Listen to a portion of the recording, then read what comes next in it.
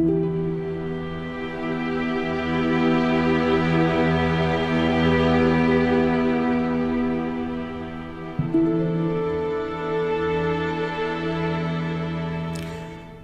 everybody, and welcome to a special episode of Dark Souls. This will be the first in, I don't know, a small handful, like 3 or 4 videos that will be basically a how-to on different strategies and things that I like to use when I play through Dark Souls. So what we're going to be doing right now is we're going to be showing you how to become overpowered in Dark Souls in not very long. An efficient run of this is actually probably about 10 minutes or so. I'm not very efficient at it. I try my best, but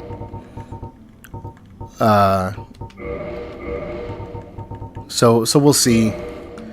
It doesn't matter what this guy looks like. So we'll see what I can do. So what we're going to do is we're going to begin the game, and we're going to try and get the Great Scythe and get it upgraded to a Fire Great Scythe before, within 10 or 15 minutes of starting the game. And it's really just a fun little run that you can do if you want to be overpowered really quickly in the beginning of the game.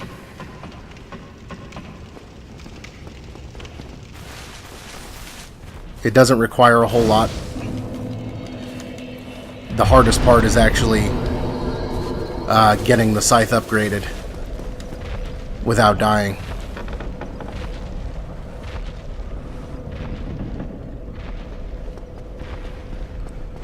So for this first part, you know, the drill here is just that tutorial boss, you're supposed to avoid it the first time you come in contact with it.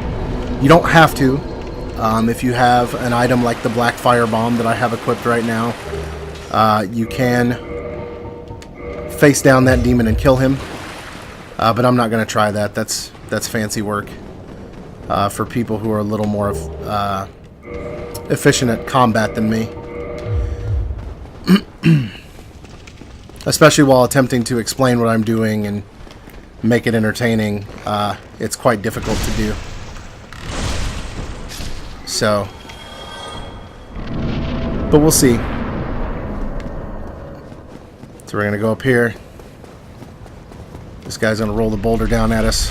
We're going to jump away from it. We're going to talk to our friend. There was an old... He's going to give us the Estus Flask. And the reason I'm skipping all of this is because it's not like it's... If you're doing a standard playthrough and you want that piece of the story, then of course you wouldn't skip it. But I am specifically doing this to show you that this can be done within about 10 or 15 minutes if I do it properly. That being said, I'll do my best. But I'm not going to guarantee perfection.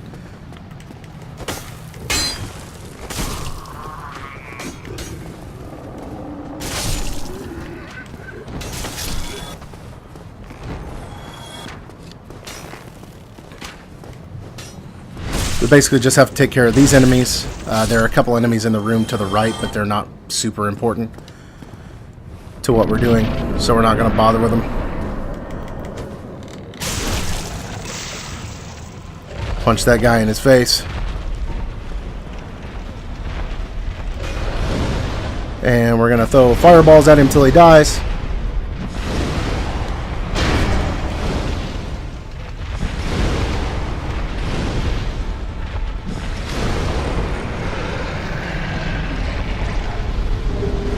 We got the big Pilgrim's Key. We got the Humanity.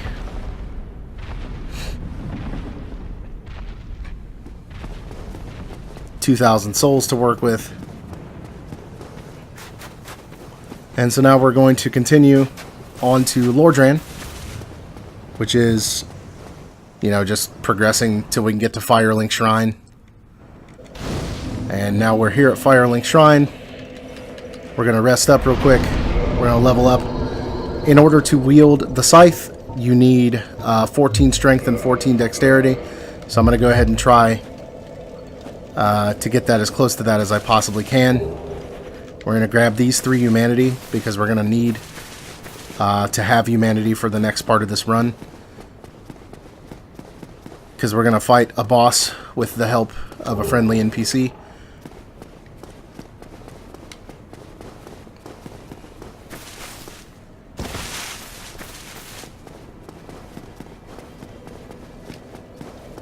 Oh, sorry.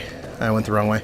So like I said, I'm trying for efficiency here. Hopefully I don't mess this up too bad, because it is difficult for me. As many times as I've done the run and as I've attempted to make it, you know, just so, it is still quite difficult for me to do. We have the Caduceus round shield.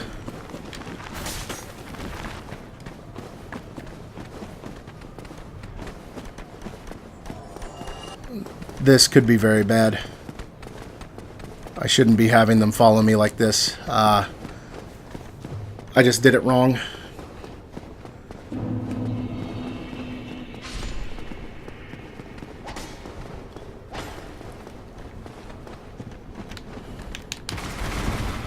Unfortunately, I don't really have time to fix my mistake, but it should be okay, I think.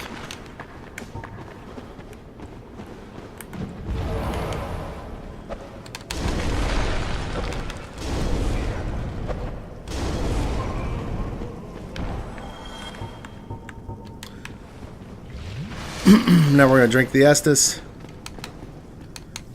We're going to rest at the bonfire. We're going to try to level up again. Get that dexterity up. Now that necromancer will stay dead, so we don't have to worry about him anymore. I want the Caduceus round shield. And I want to use 2 of these humanity. I don't know if this is how the people who are really good at it run it this way, but darn it. We're going to reverse hollowing because we're going to fight a boss with the help of an NPC. And in order to do that, you have to have your humanity restored. We're going to kindle the flame so that we have more Estus flasks to use, just in case we die and have to go back, because that very well could happen. I hope it doesn't, but it could happen.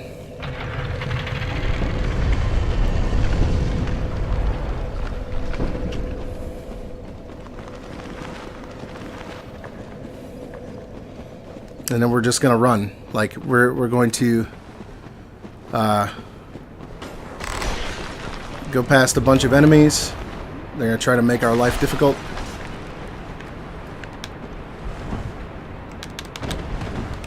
Gonna heal. Gonna drop off right here.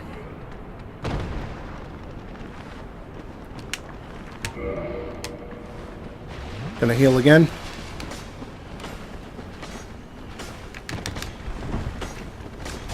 And now I'm just gonna run. I'm gonna do my damnedest to run.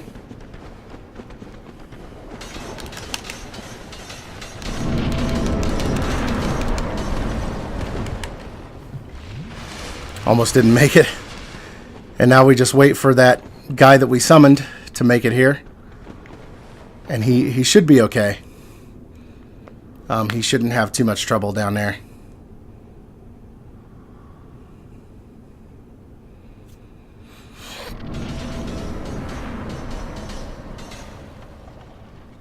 Come on, Leroy. So we're just going to wait for him to stop aggroing the enemies. This is another one of those instances where this could take forever. Because eventually he will stop trying to aggro the enemies. And now our task is to fight this boss. Now this boss is called Pinwheel. Leroy can kill him in 3 hits, but the trick is that after he starts getting hit, he will start making clones of himself, and the clones take no damage when you hit them, they just disappear. So what we're going to do is kill the clones while Leroy focuses on the real Pinwheel, so that we can get this done as quickly as possible.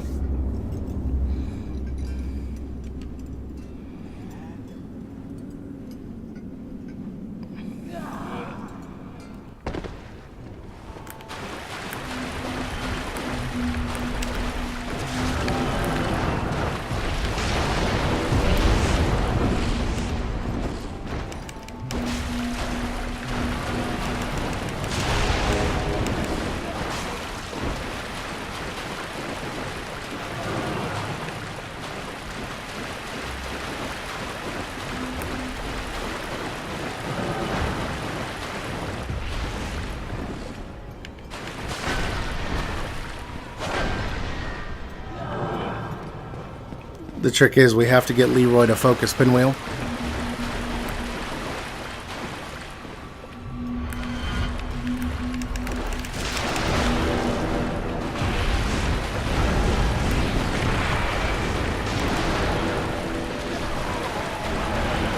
And he got him. Good. So now we have the Rite of Kindling, and through the Rite of Kindling we can kindle the bonfire well beyond the normal limit. So that means instead of getting, I think it's 10 Estus flasks, we can now have 20 if we use humanity for it. So I want to equip that mask. The Mask of the Child increases stamina recovery speed, which will be good for the run that we're about to do. And this is the part that always gets me, so hopefully that won't be the case this time. But who knows? You know, anything could happen. I'm going to go ahead and rest at the bonfire. I'm going to level up my strength and my dexterity to 14. I'm trying to do the math in my head for how much souls I will need, how many souls I will need to upgrade.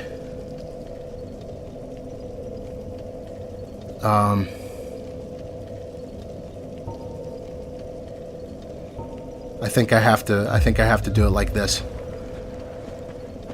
All right. So now the idea is that we're going to run back and essentially begin to play the level as though we were actually attempting to play it and not cheaty face our way through it. And all that really entails is making forward progress.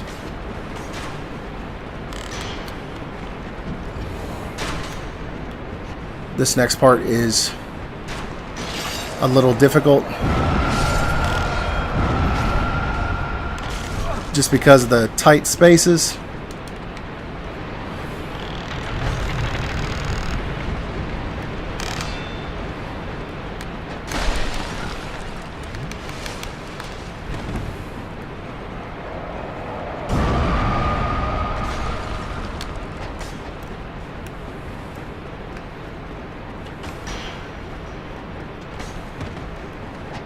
That could have been really bad.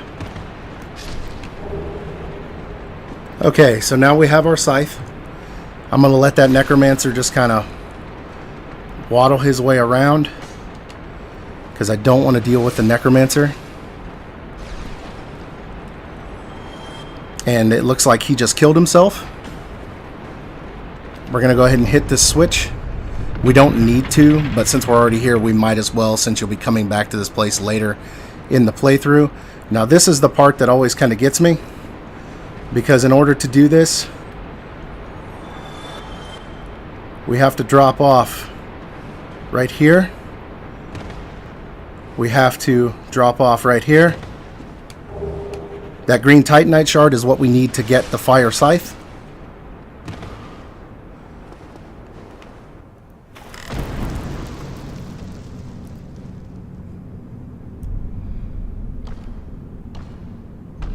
This scary looking gentleman is actually the blacksmith who will be making our scythe awesome.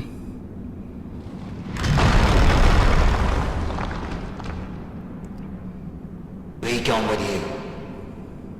You'll spoil my focus.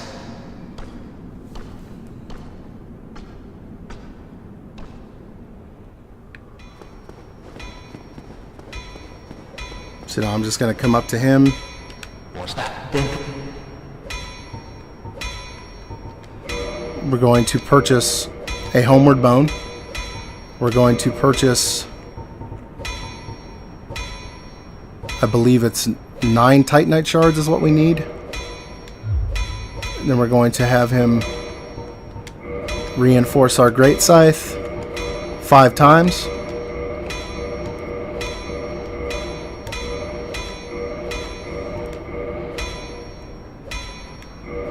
Then we're going to have him modify the great scythe into a fire great scythe. If that'll be all, then be gone with you. You'll spoil my focus. Then we're going to use that homeward bone to get back to the last bonfire we were just at.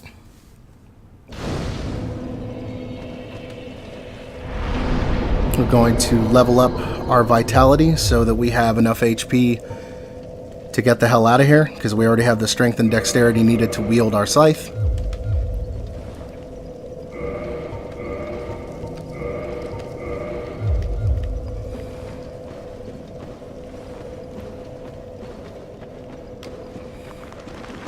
And now we're going to test out our great scythe on some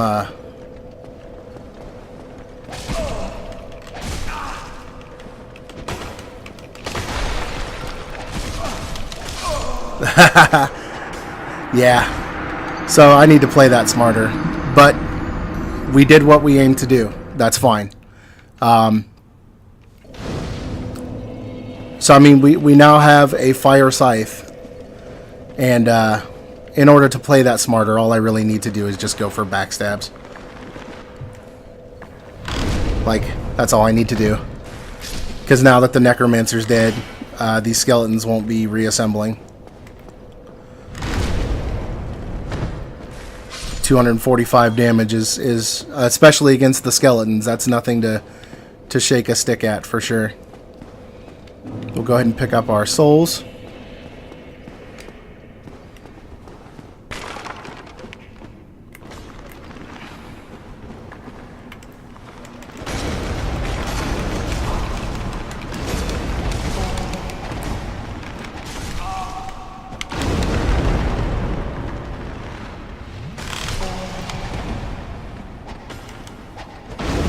And at this point, we're just going to try and fight our way out of the catacombs. Which, like I said, as long as you play it smart, it's not too difficult. It's just a matter of, you know, playing a little more intelligently than I have been there. But we did it. I'm happy with that. I wasn't able to do it as quickly as some other folks can do. But I'm not too upset with it. You just let that skeleton kill himself, and then you run up and out.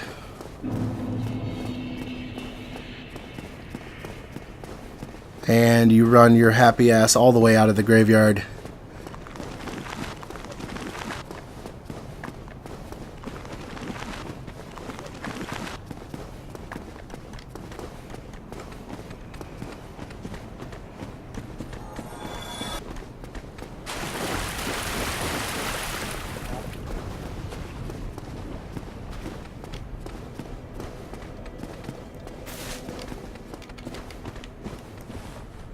I had a skeleton follow me all the way back, it looks like. But that's fine. It looks like he's backing off. And as soon as he de-aggroes, the fire will go back to normal.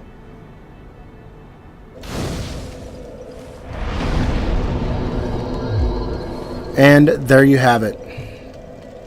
That is, you are now overpowered.